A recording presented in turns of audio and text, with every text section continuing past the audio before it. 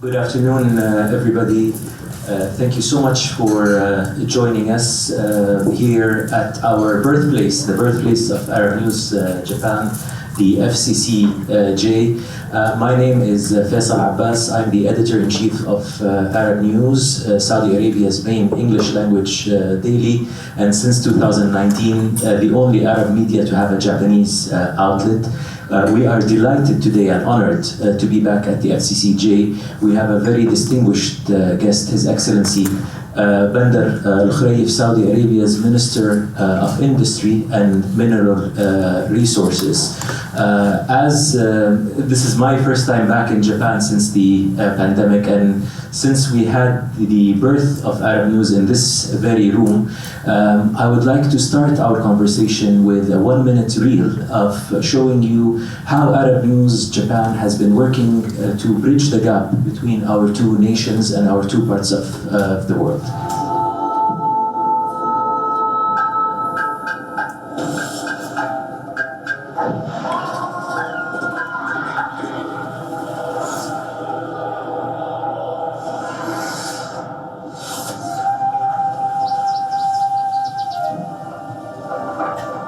سنعمل مع كافة الدول الأعضاء خاصة دولة اليابان وإيطاليا لمناقشة القضايا الملحة للحفاظ على الأرض ورفاه الإنسان.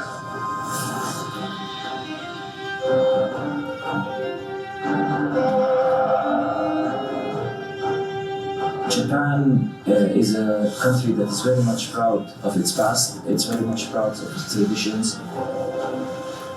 At the same time, embraced modernity. What we are looking to do in Saudi Arabia is the same.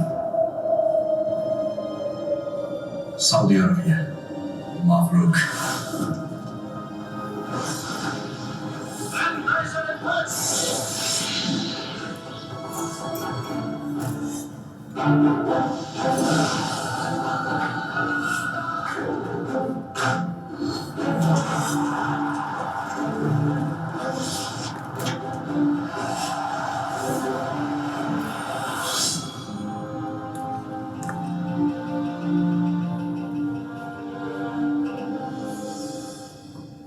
We are part of the massive transformation happening in Saudi Arabia called Vision 2030, and who better to talk to us what Vision 2030 means for Saudi Arabia itself and for Japan, particularly that as a country we have not been known for much apart from being, of course, the home or the custodians of the two holy mosques in Saudi Arabia and exporting oil.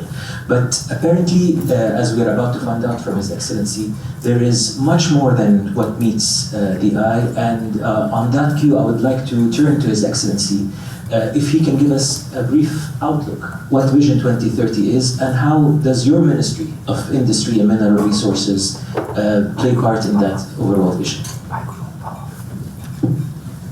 Assalamu alaikum. Thank you for having me here. It's a great pleasure to have an opportunity to talk to our friends, partners, long-term partners from Japan.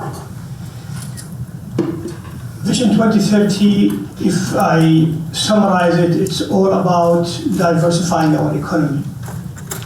It's about creating the Saudi Arabia of the future. We cannot imagine a diversified economy without unlocking and unleashing different activities and different sectors. So the vision, when it comes to the economic part of it, and especially the diversity of the economy, is aiming to do two things. One is encouraging the new sectors to be untapped and to open up.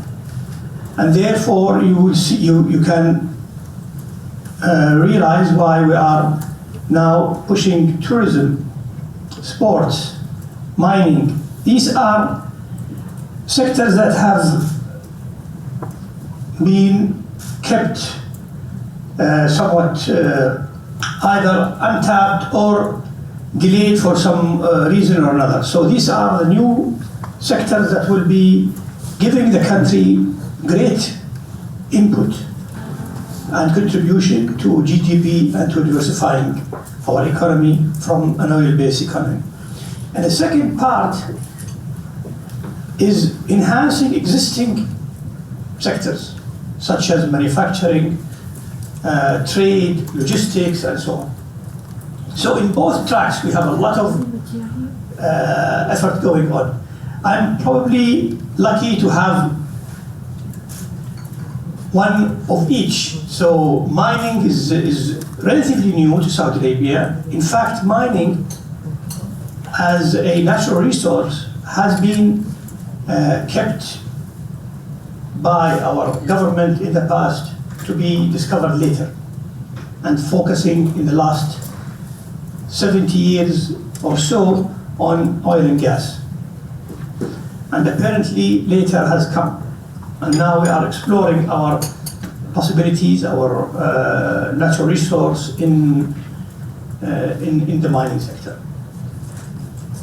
In mining sector, when we started looking at mining as one of the new sectors that has to be unlocked, a sector that we aim to be the third pillar of our industrial development, we started looking at different countries, benchmarks, what is the best way to move and to unlock the sector. And therefore we came up with three main pillars of our strategy. One is to explore more our country. Our country is underexplored in terms of the natural resources. So just to give you an example, in between 2016-18, after the launch of the Vision 2030, when we looked at our resources, we realized that we are, in terms of spending, which is normally the indicator of the exploration and the geological survey, we only are doing 18% of the international average. So the first pillar is really to push exploration, geological survey. So we identified the Arabian Shield, which is a large part of our country, from on the west side, from the north to the west. It is almost the third size of Saudi Arabia. So the first pillar of our strategy is really focus, spend more on understanding what kind of resources we have the data available for the investors, and this is normally a very important element of unlocking the value of the sector, so that investors understand exactly what kind of minerals and what kind of resources, and the database is clear and transparent. The second pillar is really looking at the regulation and the regulatory framework. How can we make Saudi Arabia an interesting and attractive place to invest in mining? So we looked at different practices, different countries, people who did great, people who didn't do so great. And probably you all know, mining is a sector that has a bad reputation, especially in countries where the resources were, because unfortunately, the people who were supposed to benefit from these resources were the last to benefit from the resources. So we looked at the different practices, we looked at how can we create an environment that is inviting to investments and that is also supporting the social development of the country, supporting the economic development, and is not harmful to the environment. And luckily, there's a lot of examples that we have learned from, but also we have learned from our own oil and gas sector. And if some of you know Saudi Arabia, you will notice that the eastern part of Saudi Arabia, which is the home of oil, had developed so much because of a company like Aramco.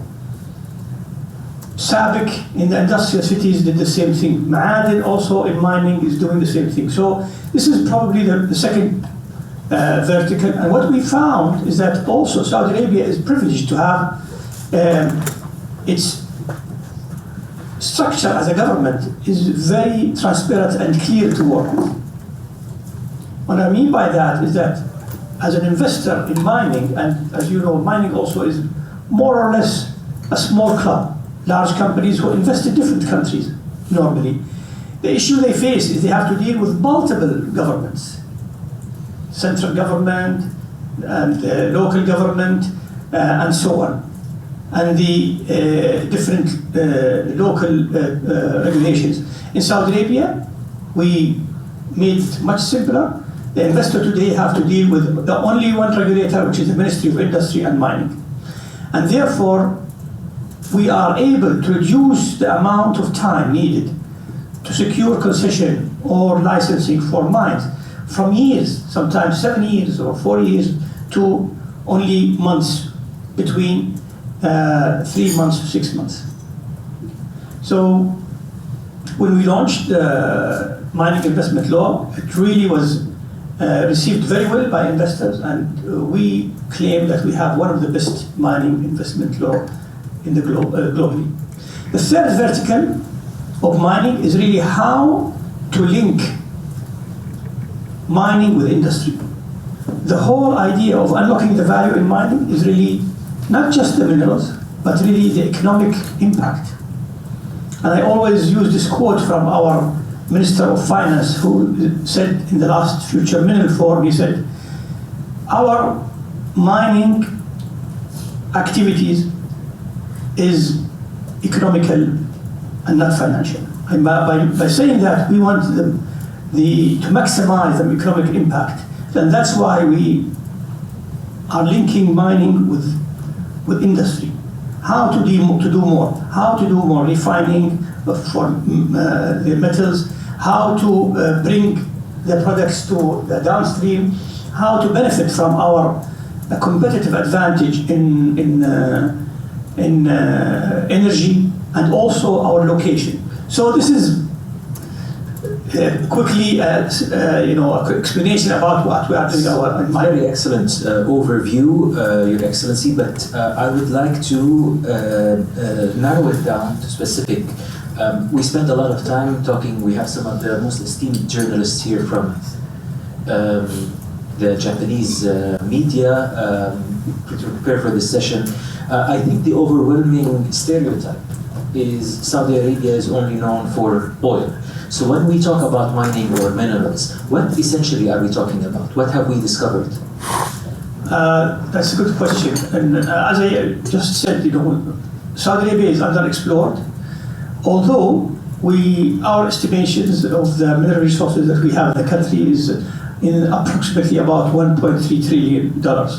We are actually, as we speak, updating this data. They are showing great improvement as a result of what we have done in the last 4 years in our geological survey. So in January, inshallah, we will come up with a new estimation again. But in terms of different minerals, so we have huge deposits of phosphate, of copper, of zinc, aluminium, gold, silver, and yet we are exploring more and more. But these are the elements where they are already commercially viable, where we see investments that are actually happening. So today we are in the top 5 exporters of phosphate. We are a large player in the phosphate market. We are a large player also in the fertilizer market. In the aluminium, also we have huge amounts of output. Excellent. So the most recent estimate, and this is going to be updated in January, is $1.3 trillion. We're talking about phosphates, zinc, fertilizers. And what is the purpose of Your Excellency's visit to Japan? Is it for Japanese companies to come help in exploration and mining? Or, as you know, Japan is a net importer of resources. Or is it to encourage exporting these minerals to Japan? As we know, it's an industrial powerhouse here. Well, the visit to Japan is really focusing on explaining what we are doing in Saudi, getting our partners from Japan interested also how to be part of what is going on. In the mining side, it has been for us very clear that the stress and the demand on minerals for the future is going to be increasing. And countries are looking for ways to secure their supply of different minerals.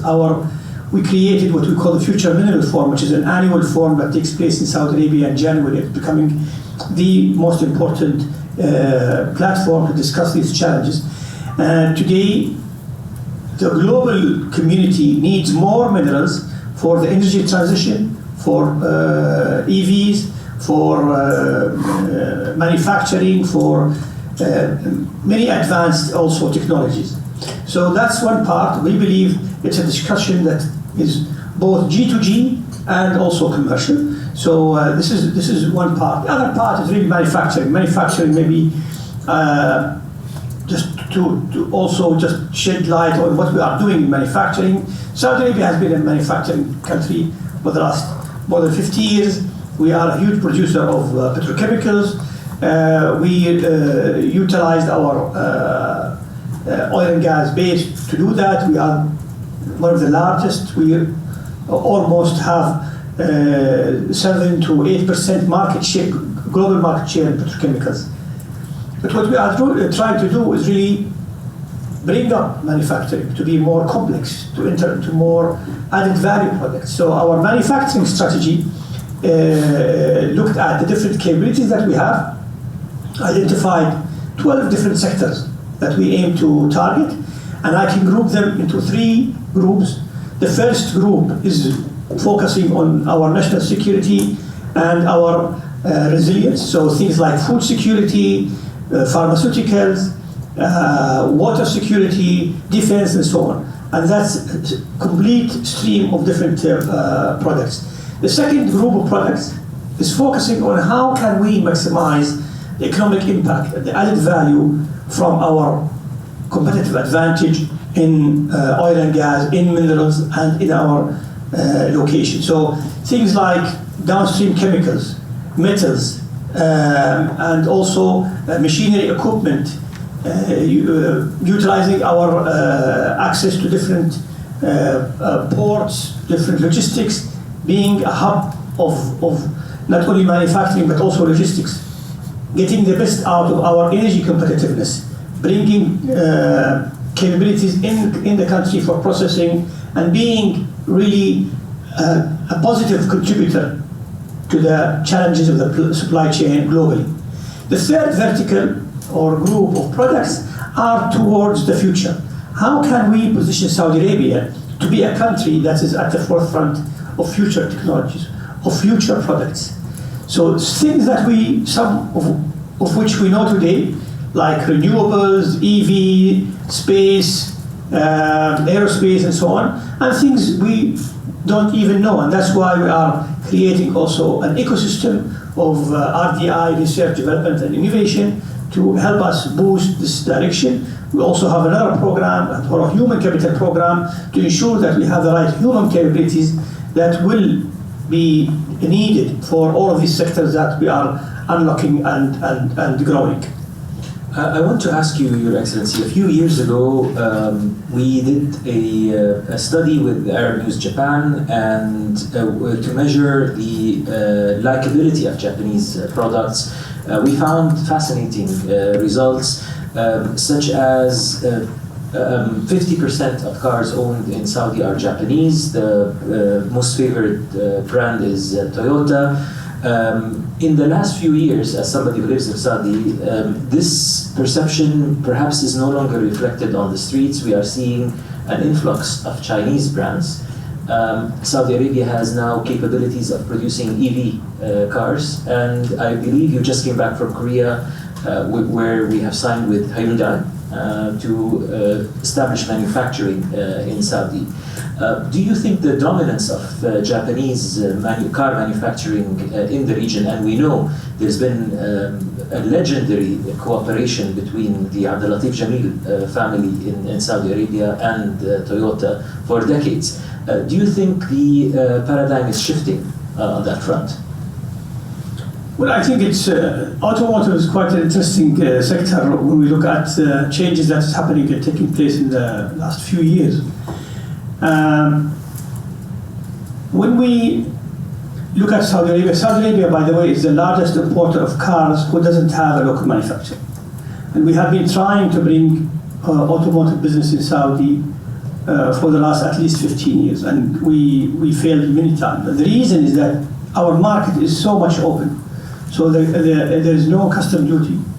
The custom duty is only 5%, so it's not enough to create. So we need really a more better, I would say, push. What happened in the last few years, and a lot of people thought Saudi Arabia will never bet on EVs, and which is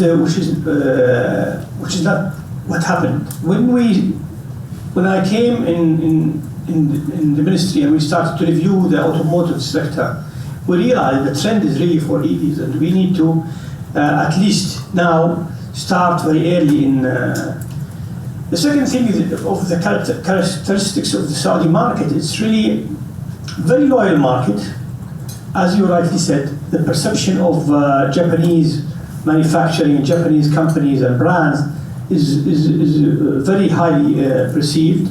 It showed also great record, but we all know sometimes certain events happen and they change the dynamics of the markets, and that's why I tell the large brands in Saudi, and especially Toyota and Hyundai, if you don't protect your market share, you will definitely lose it. I used to be a businessman, and if I were in their shoes today, I would definitely worry, because the amount of market share that I have been enjoying for many years, is no longer going to be sustainable because of the shift in the market, because of the different changes from the policies that we have as a country, but from a global also perspective, as you rightly said. Today, I was just in China also a few months back, and I spent a few days in China visiting different cities. They have today more than 350 car manufacturers. Nobody would have expected numbers like this. Automation is helping a lot, and different technologies is helping a lot. So in what I say to our Korean and Japanese partners, you need to come. You need to come. And that's exactly what happened with Hyundai, because they realized that if they don't come now, with time they will just dilute their market share, and somebody else will come and pick up the market share. So I encourage Japanese companies, and this is actually part of why I'm here. Japan is a great partner to Saudi Arabia, and we both share many values, like loyalty, like trust, like being really trying hard to keep a relationship going. I was in the private sector, and I know we have worked, even at my family business, worked with Japanese companies, and I know the culture here. So, but we want to get them interested to come and participate. Today I was visiting a partner of ours, a Saudi company Japanese company that has a partnership in Saudi Arabia producing titanium. And the plant in Saudi Arabia is even going to be producing almost twice the quantity. So this is the right approach. Where is the future? Where is the market going to move? And we definitely need the technology. We definitely need the know-how. Japan has a great experience in things like automotive, where we are trying also to build complete sector. So even if we don't have the OEMs, we can have the tier 1 supplier, tier 2 supplier in renewables, in petrochemical, downstream petrochemical, in metals. So there's a lot. Also, what is interesting for me specifically is really automation. One of the things that we bet on in our manufacturing growth is automation, advanced manufacturing, AI, 3D printing, additive manufacturing. These are areas where we see Saudi Arabia can grow much faster. So when I visited this plant this morning, and a 70-year-old Japanese company the CEO telling me the plant in Saudi Arabia, Yamber, is more efficient than the plant in Japan. This is also means a lot to me. So this is where Saudi Arabia is heading. We are serious about being competitive. There is no protection in Saudi Arabia. There is no custom duty. So everyone who will make it has to make it with the right merit, with very strong fundamentals. My final question to you, Your Excellency. We are part of the Middle East. Again, we spend a lot of time talking. Unfortunately, for a lot of people, they see the whole region as one. And while there are many success stories, such as the impressive stories we just heard from you in Saudi Arabia, such as what we are seeing in other GCC countries, there is still a lot of conflict in the region, most recently in Gaza. And that might be a deterrent for many investors or many people who want to bring their money or their capital to the region. What do you say for those who have any hesitance or reluctancy with regards to security measures? Well, I think is what I will say is part of also the question that you just said. Definitely, the region is a big region.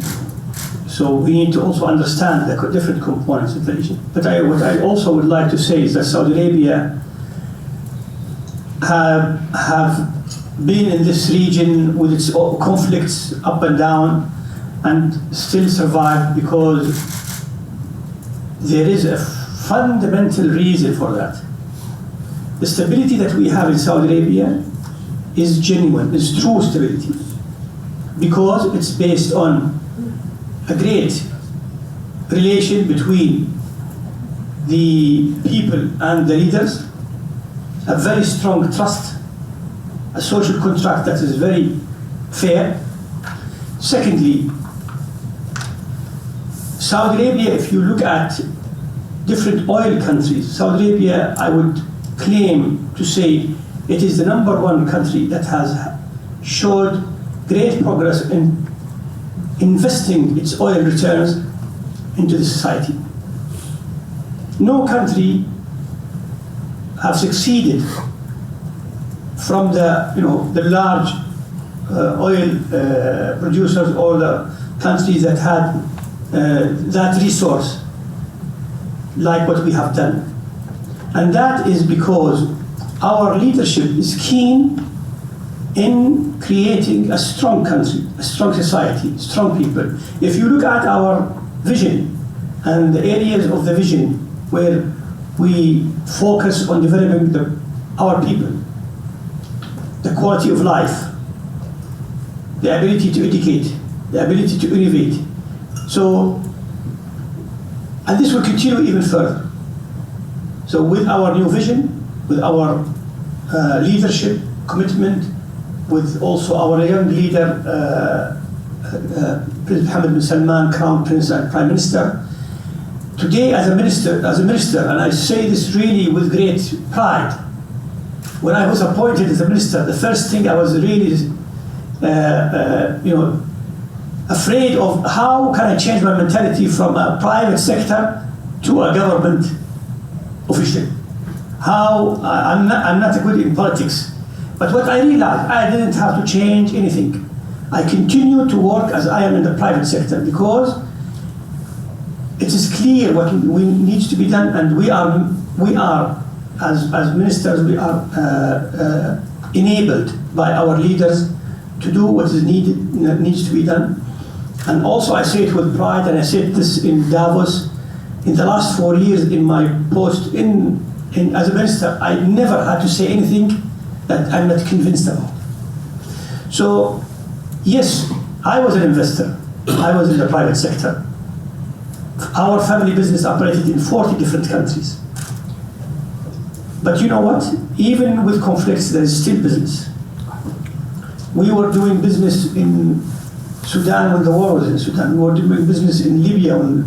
But Saudi Arabia is far from any conflict, of course. You need to come and understand. I think this is our also job as government officials, your job as media, to explain the difference between the different. And I think our partners also who have worked with us today, international companies that have seen the journey of Saudi Arabia in the last 50 years and have made great stories and great success, great growth as a result of our growth. I think that is really the true demonstration or the true proof of the stability of Saudi Arabia. Thank you, Minister. I think we'll open the floor for questions. Anthony Rowley, I write for the South China Morning Post and other publications. It seems to me your visit is very timely because COP28 has just finished, as you know, of course, and many of the oil-producing countries have pledged to phase down or transition from the use of fossil fuels. So many of the oil-producing states, including your own, face a possibility or a probability of declining revenues over time. Now, you've outlined some very interesting transitions that your government intends to take, but what about the timing of these? Do you think this transition in your economy, is it going to be rapid enough to compensate for the declining revenues from fossil fuels? Thank you. Thank you, Anthony. Thank you. And I would like to answer in two parts. One is, I think this is a very important question when it comes to really how realistic not only Saudi Arabia, but I mean the global community is all about that transition. And when we held the first Future Middle Forum in 2021, we raised this question. And in 2022, we tried to answer. And it was very clear and obvious that the lack of investments in mining, in processing of metals, will be a huge contributor in any delay.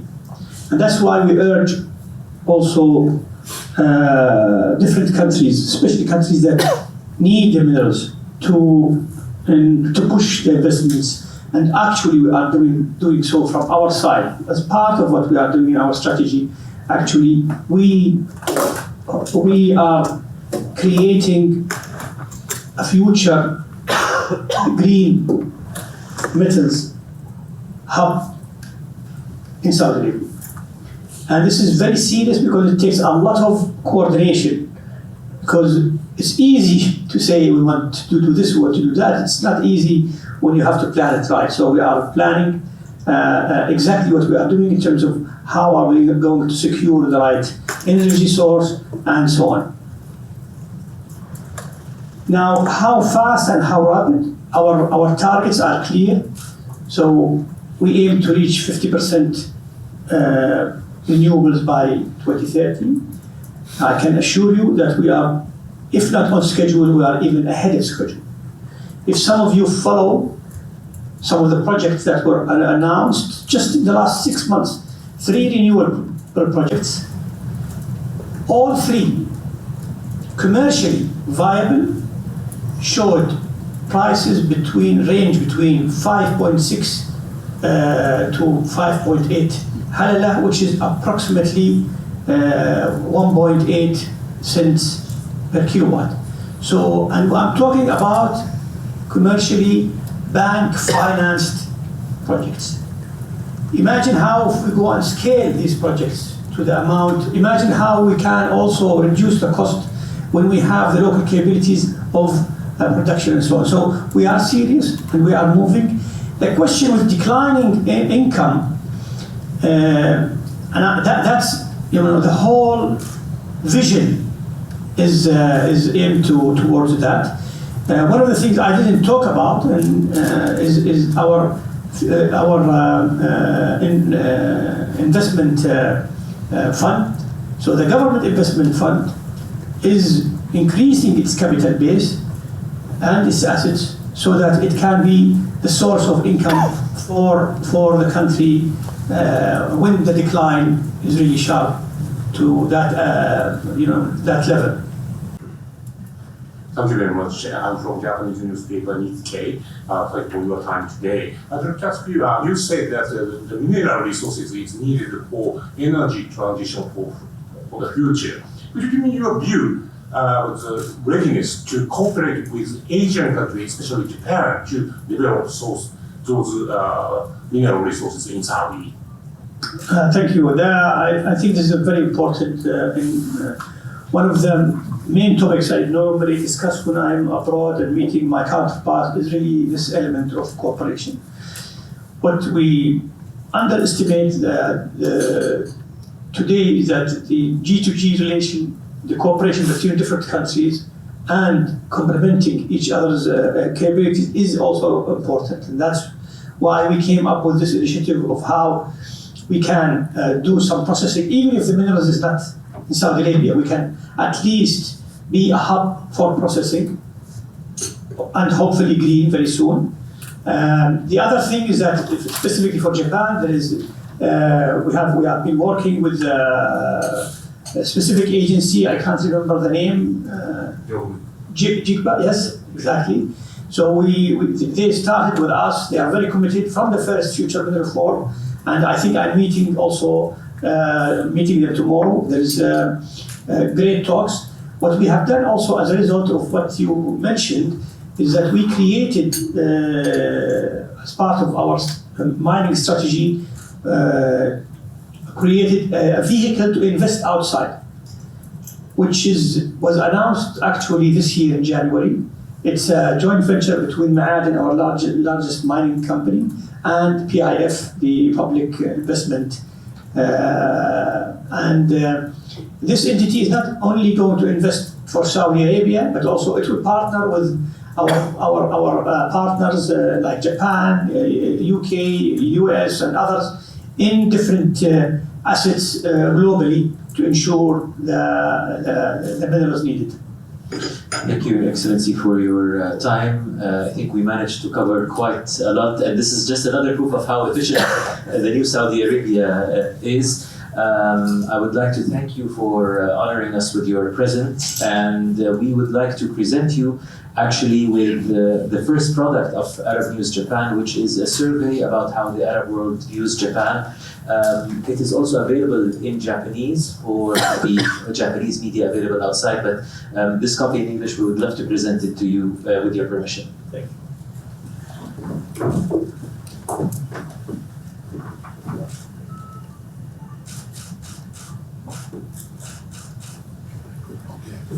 Although I don't think you need to do a survey, I think the answer is always positive. It is positive. It is positive. Thank you, Your Excellency.